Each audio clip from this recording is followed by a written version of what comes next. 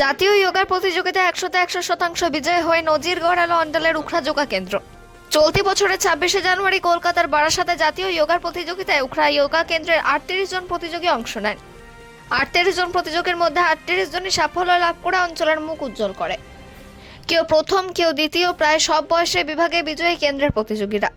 খনি অঞ্চলে এরকম একটা বড়সড় সাফল্যের প্রথম বলে মনে করেছেন এলাকার বিশিষ্টজনেরা। কেন্দ্রের এই সাফল্যে যোগা কেন্দ্রের প্রশিক্ষক সৈয়দ সঞ্জিদা খাতুন জানান, গত বছর তার কেন্দ্রের 2 জন প্রতিযোগী জাতীয় যোগা প্রতিযোগিতায় অংশ নিয়েছিল। তারা সাফল্য অর্জন করেছিল।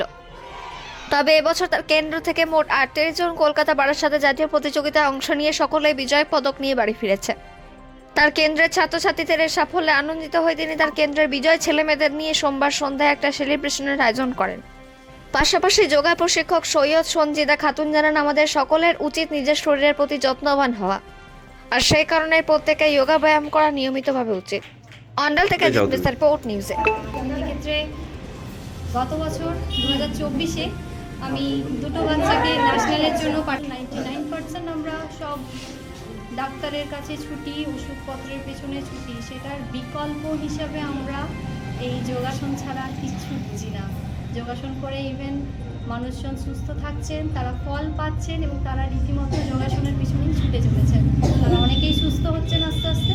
পরবর্তী ক্ষেত্রে আমার ইচ্ছা উখড়ার এই খনি অঞ্চলে যেন সব মানুষই যোগাসনের সঙ্গে যেন যুক্ত হতে পারে, সেই চেষ্টাই করে যাচ্ছি। কি নাম তোমার? আমার নাম সৈয়দ সঞ্জিদা খাতুন।